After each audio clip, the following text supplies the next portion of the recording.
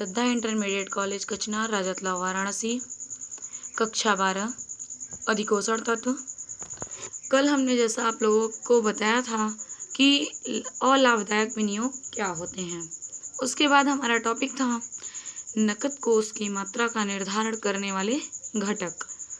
नकद कोष की मात्रा का निर्धारण करने वाले घटक, तो इसमें क्या कहता है कि नकद कोषों की मात्रा सामान्यतः इस बात पर निर्भर करती, निम्नलिखित तत्वों पर निर्भर करती है। कौन कौन से तत्व हैं, आइए देखते हैं। पहला है वैधानिक आवश्यकता। अधिकतर देशों में सरकार अथवा केंद्रीय बैंक वैधानिक रूप से बैंकों द्वारा रखे जाने वाले नकद कोषों की न्यूनतम मात्रा निश्चित कर देता है। अधिकतर देशों में सरकार अथवा केंद्रीय बैंक वैधानिक कोष रखे जाने की मात्रा को क्या करता है, निर्धारित करता है, निश्चित करता है, और बैंकों को इसका पालन करना अनिवार्य होता है। आगे देखिए, कह रहा है सेकंड नंबर परंपरा। तो परंपरा में क्या है, प्रत्येक देश में प्रायः बड़े बड़े बैंक अपने अनुभव के आधार पर नकद कोष रखने हेतु एक निश्चित अनुपात प्रतिशत निर्धारित कर लेते हैं और अन्य बैंक उसका अनुसरण करते हैं। नेक्स्ट कह रहा है बैंकों के विनियोगों की प्रकृति। तो बैंकों द्वारा रखे जाने वाला नकद कोष उनके द्वारा विनियोजित की जाने वाली राशि की प्रकृति पर निर्भर करता है। वे अपने धन को किस स्थान पर लगाते हैं, किन संपत्तियों में विनियोग करते हैं, ये उनकी प्रकृति पर निर्भर करता है। नेक्स्ट है जमा राशियों की मात्रा तथा औसत आकार। तो देखिए क्या कह रहा है, बैंकों में नकद कोष की मात्रा उनके द्वारा प्राप्त जमा राशियों की मात्रा एवं औसत आकार पर निर्भर करता है। यदि बैंकों के पास बड़ी बड़ी राशि के जमा खाते हैं तो बैंक को अधिक मात्रा में नकद कोष रखना पड़ सकता है, जबकि यदि ताकि वो ग्राहकों की मांगों को पूरा कर सकें। नेक्स्ट है ग्राहकों की प्रकृति। तो बैंकों में खाता खोलने वाले व्यक्तियों के स्वभाव का भी बैंकों के द्वारा रखी जाने वाली नकद कोष की मात्रा पर प्रभाव पड़ता है। बैंक के अधिकांश ग्राहक निश्चित आय वाले व्यक्ति हैं अथवा वेतनभोगी कर्मचारी हैं, तो बैंक को कम धनराशि अपने पास नकद कोष में रखनी पड़ती है, क्योंकि ऐसे ग्राहक बैंक में बचत के उद्देश्य से अपने खाते में अधिक धनराशि जमा करते हैं। नेक्स्ट है लोगों में बैंकिंग आदत। तो बैंकिंग आदत से आशय जनता के चेकों द्वारा लेन देन की आदत का विकास होने से है। यदि जनता में बैंकिंग आदत का विकास हो गया है तो बैंक को बहुत कम लेन देनों में नकद भुगतान करने की आवश्यकता पड़ेगी और कम मात्रा में नकद कोष रखने से बैंक का काम चल जाएगा। नेक्स्ट है समाशोधन गृह का विकास। जिन स्थानों पर समाशोधन गृहों की सुविधा उपलब्ध होती है वहां बैंकों को अधिक नकद कोष रखने की आवश्यकता नहीं होती। इसके विपरीत जिन स्थानों पर समाशोधन गृहों का अभाव होता है वहां बैंकों को अधिक नकद कोष रखने की आवश्यकता पड़ती है, क्योंकि ऐसी स्थिति में उनको नकद भुगतान करने पड़ते हैं। नेक्स्ट हमारा टॉपिक है लाभदायक या लाभ देने वाले विनियोग। तो लाभदायक विनियोग निम्नलिखित प्रकार के होते हैं। पहला है मांग तथा अल्पकालीन सूचना पर देय धन। देखिए ऐसे धन किसे कहते हैं, बैंक द्वारा दिए गए ये ऐसे ऋण होते हैं जिन्हें बैंक बिना किसी पूर्व सूचना के अथवा अल्प सूचना देकर वापस ले सकता है। इस प्रकार के ऋणों की अवधि सामान्यतः 1 सप्ताह से लेकर 15 दिन की होती है। इस प्रकार के ऋणों पर बैंक को बहुत कम ब्याज प्राप्त होता है, परंतु अति अल्पकालीन होने के कारण ये बैंक अत्यधिक तरल विनियोग होते हैं। नेक्स्ट है बिलों की खरीद अथवा कटौती पर भुनाना। देखिए क्या कह रहा है, बैंकों के लाभदायक विनियोगों में बिलों की खरीद एवं भुनाने को द्वितीय स्थान प्राप्त है। व्यापारी अपने देनदारों पर विनिमय विपत्र लिखते हैं और देनदार उन्हें स्वीकार कर व्यापारी को देते हैं। इन विनिमय विपत्रों को व्यापारी बैंक से कुछ कटौती पर भुना लेते हैं। कटौती की दरें प्रायः विनिमय विपत्र की अवधि पर निर्भर करती हैं। इस प्रकार बैंक व्यापारिक बिलों को उनकी अदायगी से पूर्व भुनाकर विनियोजन करते हैं। इसके अतिरिक्त बैंक अन्य बैंकों द्वारा भुनाए गए विपत्रों को क्रय करके भी अपनी निधियों का अल्पकालीन विनियोजन कर सकते हैं। ऐसे अल्पकालीन विनियोजन से बैंक सुरक्षित आय भी प्राप्त करते हैं। नेक्स्ट है कोषागार विपत्र तथा प्रतिभूतियां। ऐसे विनियोग अत्यधिक तरल होते हैं परंतु ब्याज की दर अपेक्षाकृत काफी कम होती है। अतः बैंक आय कमाने हेतु अपने कोषों का बड़ा भाग कोषागार विपत्रों तथा प्रतिभूतियों में भी विनियोजित करते हैं। नेक्स्ट है ऋण तथा अग्रिम।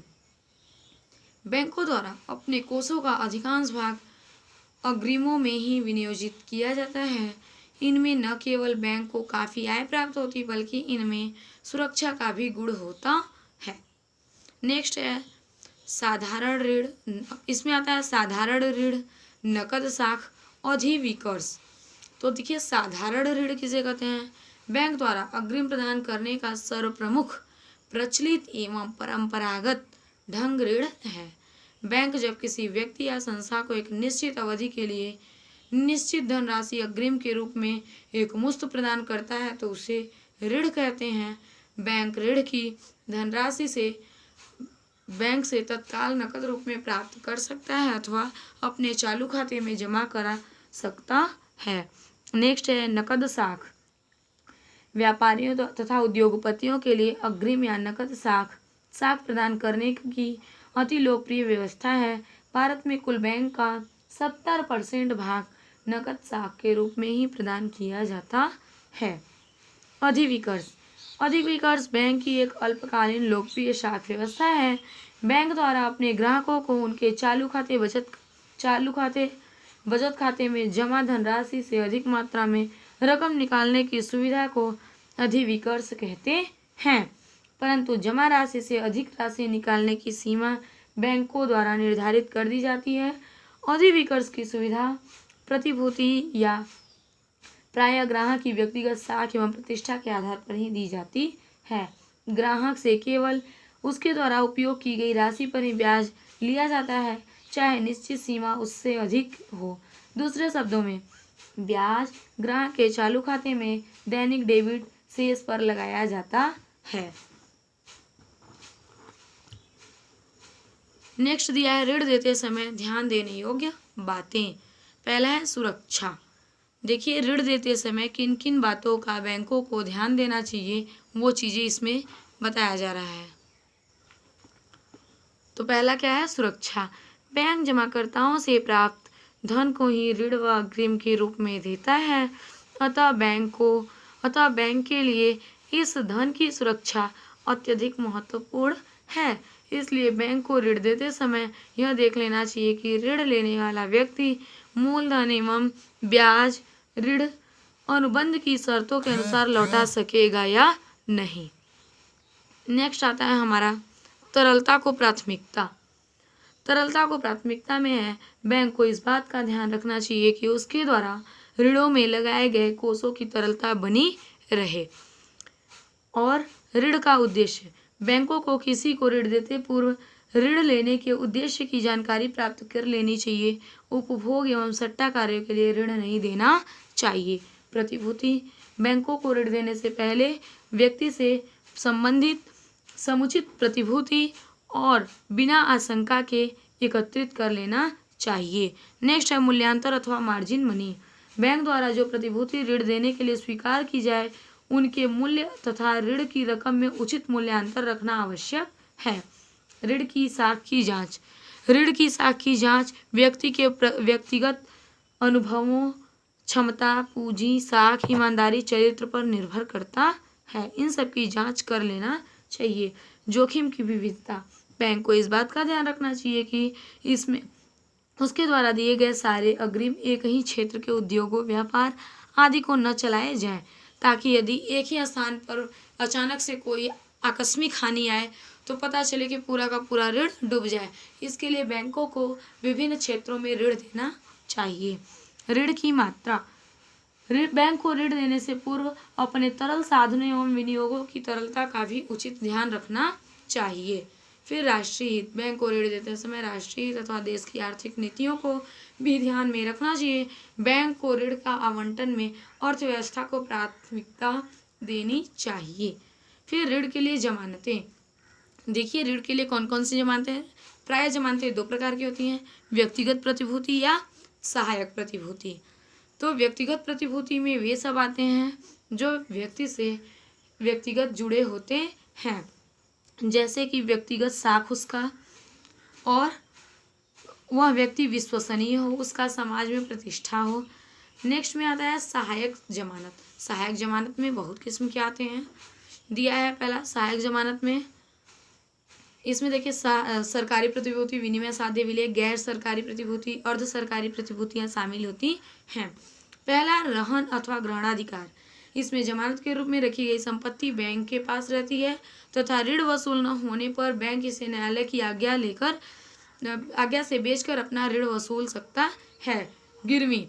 इसमें भी जमानत के रूप में रखी गई संपत्ति बैंक के पास रहती है तथा ऋण वसूल न होने पर बैंक ऋणी को सूचना देकर जमानत के रूप में रखी हुई संपत्ति को बेचकर अपना ऋण वसूल कर सकता है। इसमें न्यायालय की कोई आवश्यकता नहीं होती। नेक्स्ट है बंधक। जब ऋण लेने वाला भूमि, भवन, मशीनरी आदि अचल संपत्ति को जमानत के आधार पर ऋण लेता है तो ऐसे अचल संपत्ति बैंक का प्रभार उत्पन्न करने को बंधक कहते हैं। फिर आता है अचल संपत्ति में माल के अधिकार पत्र, जीवन बीमा पॉलिसी, स्कंद विनिमय प्रतिभूति, ये सब इसमें सम्मिलित किए जाते हैं। यहीं पर हमारा टॉपिक आज का समाप्त होता है। धन्यवाद।